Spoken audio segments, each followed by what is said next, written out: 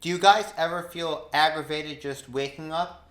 Maybe you guys are in college, maybe you guys graduated from college, but I'll cover both cases for the event that you are in college and for the event that you've graduated from college and that you're looking for jobs not at Chipotle, not at catering, not in a warehouse, but in the field of your study.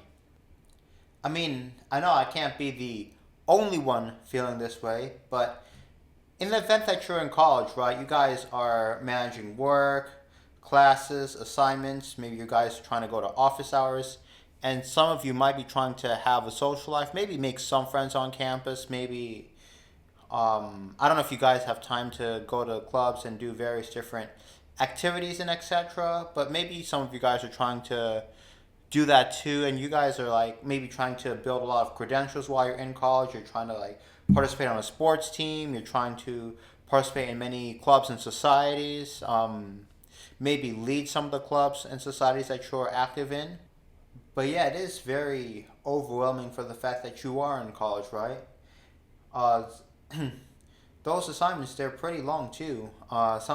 Sometimes you have group projects, and in those group projects, not everybody wants to do the work. Some people they have some sort of excuse, and you'd realize that instead of chasing them to do the work that they are responsible for, that it would take you less time, energy, and effort just to do the work for them. It's definitely happened when I was in college for sure. And I don't know if you guys have ever gone to office hours. Some office hours are great, and some of the professors are reliable and ready to help, willing to help, and doing anything they can to ensure you're learning. But there are some like they flat out flake on you, um, and by the time you try to reschedule, the assignment would have been due.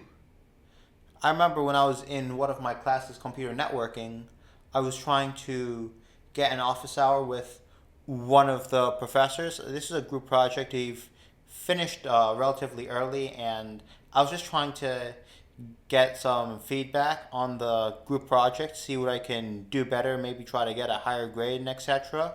But no, this guy didn't even have the decency to cancel the appointment in the first place, and this was a virtual one, so I did call the guy, and I called like every 10 minutes for that hour, and the guy said, oh, I'm not able to keep the appointment, something like that along those lines, or oh, like I was busy, or like. But then if they tried to like just schedule the next week, the assignment would have already been due. It's a bit too late, right?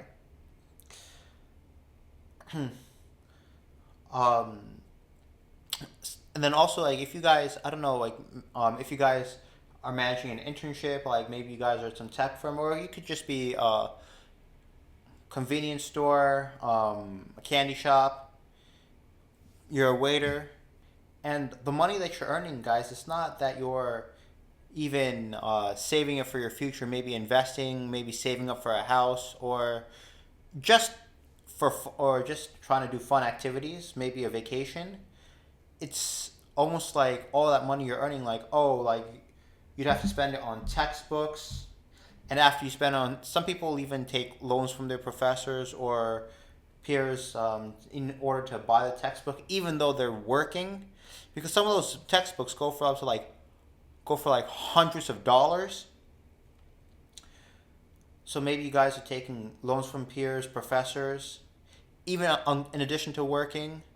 Um, but yeah, like, or maybe some of you guys got enough hours at your work and it covered textbooks, and whatever's left, I guess you're just putting towards your loan, maybe towards some food and rent. So that's the side if you were in college. Now, let's say you've graduated and you're looking for full time jobs in your field of study.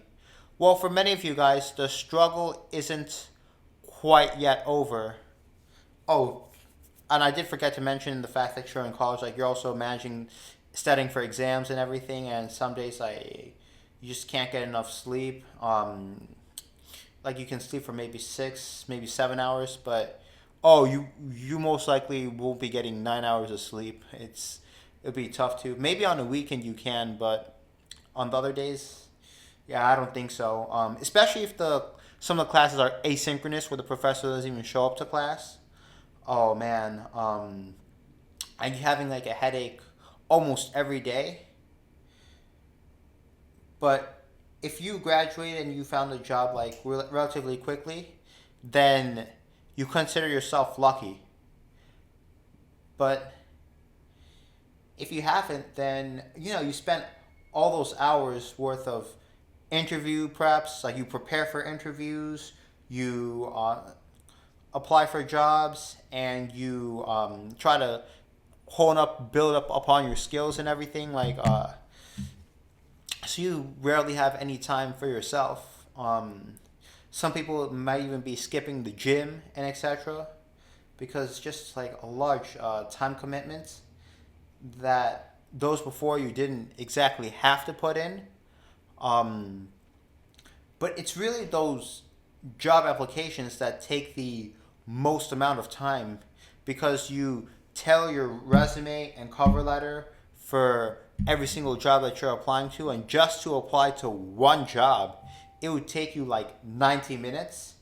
And if you're working in catering, maybe you're earning $24 an hour, that same 90 minutes would have generated you $36 versus the 90 minutes you spend on one job application generates you nothing. And it's not like, you're just applying to 20 jobs and then you'll most likely get one, maybe like a 5% chance of getting a job, which is very low in the first place. Like you'd think you apply to 20 jobs, maybe you get 5 interviews and one works out. A 20% success rate of getting interviews and then a 5% success rate of getting a job, which is, the odds are already low when you think about it that way, even if it did work like that. But once you try applying to jobs and using all the advice given and everything, like you'd see the odds are even lower, less than a percentage chance. And it's with odds like that, you might as well just like play the lottery or gamble at a casino.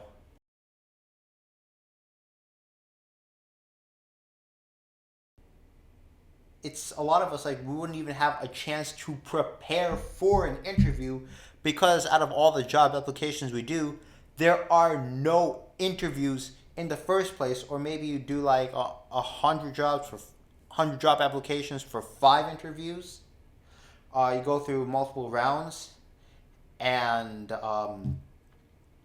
you just don't get the job, right? Like these guys think that we're interviewing for fun. These guys think that we apply to all these jobs, go to interviews for fun. Like even though we're not getting interviews, like I guess we're still expected to do mock interviews, mock technical interviews, and etc. It's almost like preparing for a rare event. Like you spend much more time preparing for an event that's not as likely to happen. You wake up, you feel tired from the beginning just from waking up.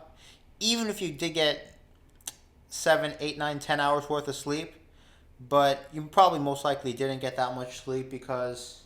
And then you also feel like you're wasting your time, you're making no progress, and that New Year's comes by very quickly, and you feel like you haven't achieved much in the year before. Like guys, honestly, college was presented to us as the safer option compared to making a career on YouTube, blogging, starting a business, making an invention, selling professional services. Maybe you guys are good writers, maybe you guys are good cleaners or etc. Right? Colleges were presented to be like the safer option compared to everything else.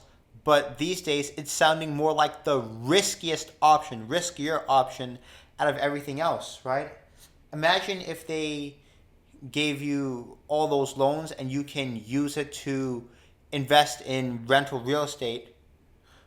or even in the S&P 500. I think you'd be better off if you can do that. So yeah, like you just feel like you're making no progress, and don't forget about all those people who, some of those people who found jobs after graduating, right? And then, oh God, like you gotta love it when they say, try harder. Like, how much more can we try? Like, you guys much older than us, like some of the boomers, like, oh, if you guys had to put in as much effort as we're putting in to just to even find a job in the first place, I don't think you guys can take it. Maybe some of you guys are much older, maybe some of you guys are boomers, like you think the Gen X, Gen Z are not trying hard enough. You should try it and then come back in the comments place and let me know how it goes for you. And let's not, and guys, also let's talk about the catch 22. When you apply for jobs, they say, and they drag you through 2 rounds or 3 rounds worth of interviews, and then just to say, oh, you don't have as much experience. We're looking for someone who has more experience in the roles. Um, you might even feel like they didn't hire anyone in the first place, because sometimes you see the same job listing up in a couple of weeks. If you really went with someone better, then you should at least, maybe they should have this thing like where it shows which candidate got chosen. Kind of like in a raffle or giveaway, it shows who won that raffle or giveaway. So then everyone knows that it wasn't a fake raffle or giveaway. They should probably have the same thing with these job applications, so people know it's not fake. Oh wait, some of them probably are. Some of them might want you to have a master's, a PhD. Okay, so if we saw your job listing and you say master's required, right? What's to say that if we did get the master's or PhD, we didn't dig ourselves in a bigger hole because, we went with someone more qualified, XYZ, right?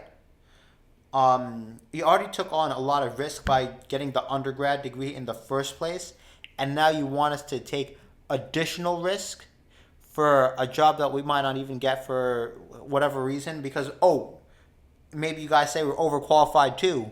It's almost like these employers are not exactly looking to hire in the first place when they say overqualified. Also, to make matters worse, did you know that entry-level job postings decreased by 15% and applications on those entry-level jobs listed have increased by 30%?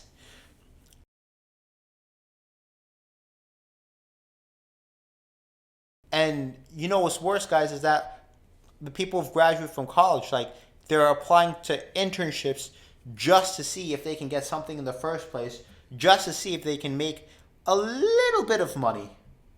Right? I mean, in the old days, like, you would think it's weird that a college graduate is applying for internships. But now people are advising, like, oh, just apply to the internships, right? I mean, it's almost like you're applying to jobs. It's almost like you'd feel like a beggar. Try harder. I mean, like, God, we did more than you guys had to, because when you had career fairs on college campuses, those guys were looking to directly hire. Now you go to career fairs, you think that you're getting an advantage over those who stayed home, but they tell you to apply online. Like, really?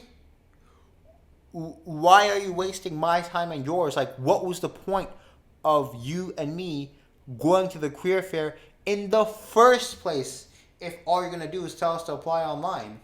And maybe some of the stations collect resumes, but you don't really hear back from them anyways, even if they collected your resume. It might be more of a performative stunt than anything else. The only people who you might hear back from were maybe the life insurance companies, the ones that weren't really paying in the first place. They might have a few stipends, and it's all commission based. But yeah, guys, we're trying to make money. These guys weren't exactly paying in the first place. Oh, and what if you have student loans? I mean, there is no pricing protection whatsoever upon student loans. Like, you guys borrowed maybe up to $250,000 for college. Some of you've borrowed hundreds of thousands of dollars, tens of thousands of dollars. And there is no pricing protection for the event that you don't find a job. Why? Because they were making it seem like, oh, it's given, it's almost guaranteed. Like, you guys will find a job. Like, you guys just have to complete this program, get that degree, and you guys will find a job.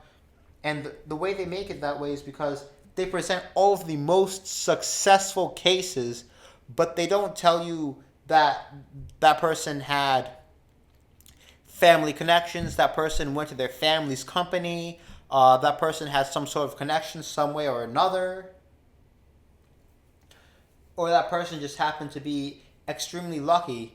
They only tell you about the evidence that makes them look good, and it's not even full evidence as well. They don't tell you about the thousands of people who are still struggling to find a job after graduating from college. And even for the successful cases they present, they don't exactly say what they did to help that student get the job.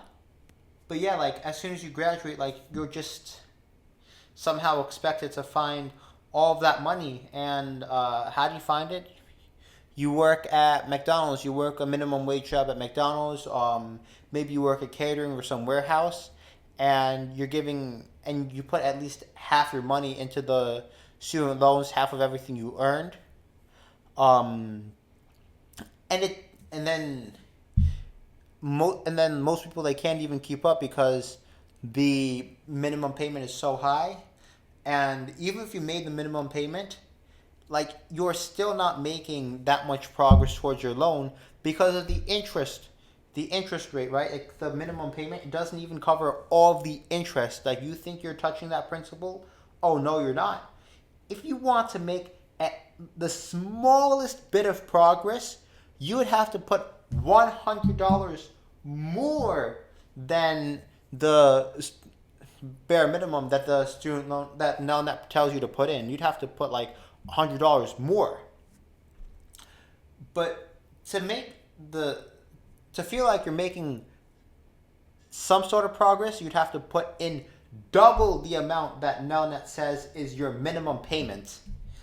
And if you go through it for like a couple of years and everything, like 5 years, 10 years, whatever, then you would feel like, for all that money you put in, unless you got that job that you, in your field of study, that you got a degree for, you would feel like you really didn't make any progress in those 5, 10 years. Like, you weren't able to watch the money grow in any means, like, compared to putting it in the stock market, S&P 500, right?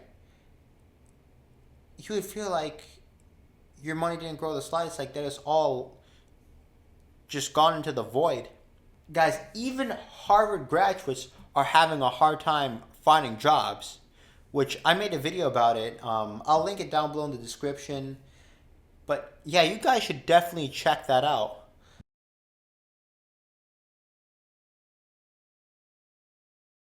Like, it sounds ridiculous. Like, why are people spending $250,000 on the education then if they're going to Harvard and they're having a hard time finding jobs? Like, wasn't going to Harvard supposed to be a competitive advantage? But now, even going to the Ivies, it's not really giving you an advantage over going to a city or state college. At least if you go to a city or state college, you can get that degree and you pay much less. I mean, I guess going to Harvard would have only really been making sense like if you had all that wealth and family connections, business connections in the first place.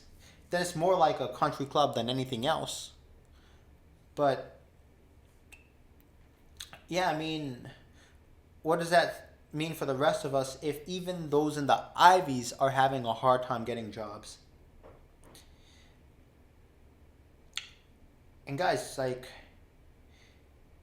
if you put in all that effort towards finding jobs, improving your skills, and etc., maybe you guys have a secondary job like bartending just to keep yourself afloat, you would feel exhausted.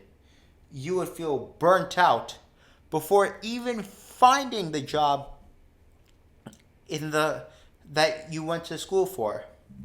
And before some of the boomers come after me in the comment space, you guys try. You guys try applying for these entry level jobs, or just try applying for jobs in this economy in general, and you let me know how you feel.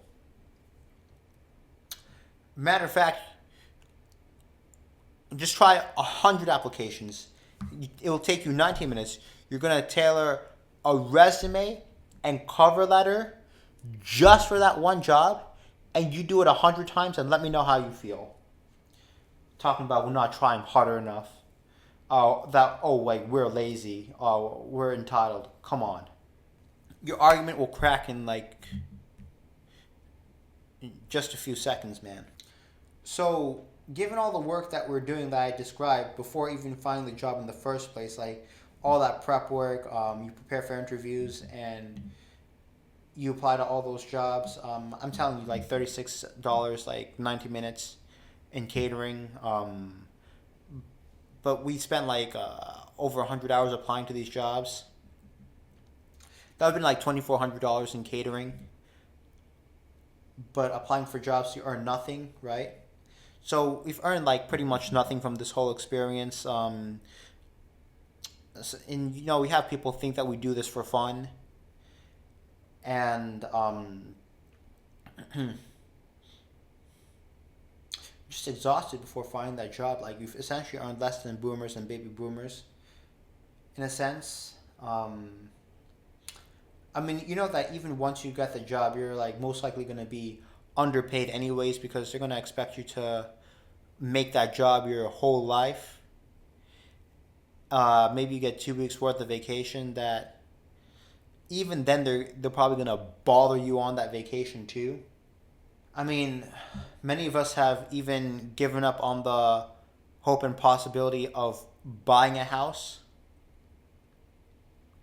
right? I mean, the Romans said if you give them bread and entertainment, then they'll forget about their goals and etc. and all of that stuff. But now you've essentially taken away both the bread and entertainment.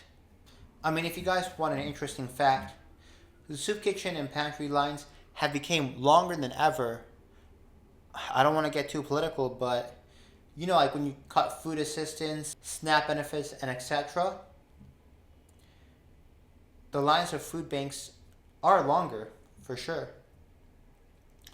So, I mean, I guess you still kind of have some bread. Not so much. They kind of did take away a lot of bread from us. Snow entertainment. Guys, because you don't even have enough money to... I mean, I guess getting entertainment would be a last thought of yours, because wouldn't even have enough money. A lot of people don't have enough money to cover rent either, so...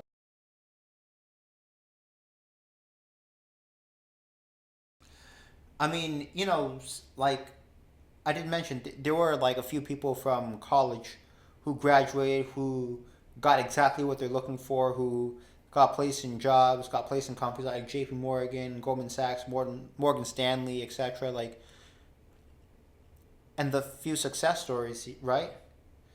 I mean, and they might honestly feel that everyone else is just not trying hard enough, just not giving it their most, giving it their all. I mean, some of them might flex on Instagram. Some of them might think like if you complain about how you feel like college didn't help you, how it created more problems than you had before you went to college, then they might think like, oh, you guys are just sour. The grapes are just sour. Like, I mean, duh. Like, how are we supposed to feel?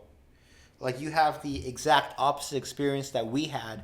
So, of course, our views and opinions are going to be the exact opposite of one another, right? I mean, at least try having some empathy. You know, the worst part about this whole thing is that, like, this already just sounds like one bad day. Maybe the worst day out of the year, but it's not. So the worst part about it is that you would have to wake up again the next day and do it all over again. Every day, day in, day out. Maybe you guys take a rest on the weekends, Saturday, Sunday. But even if you're doing this 5 days a week, I mean, I just can't take it anymore. It's just overbearing. You do this day in and day out. Days turn into weeks. Weeks turn into months. Months turn into years. And by the time the New Year's come, you'd have a hard time feeling proud of yourself or feeling like you made the smallest bit of progress. Anyways, guys, sorry if I sound too cynical, but I mean, I think we all just need a space to vent, to be heard. But anyways, guys, if you like this video, if you can resonate it in any way, shape, or form, please don't forget to smash that like button, subscribe with bell notifications, and share this video.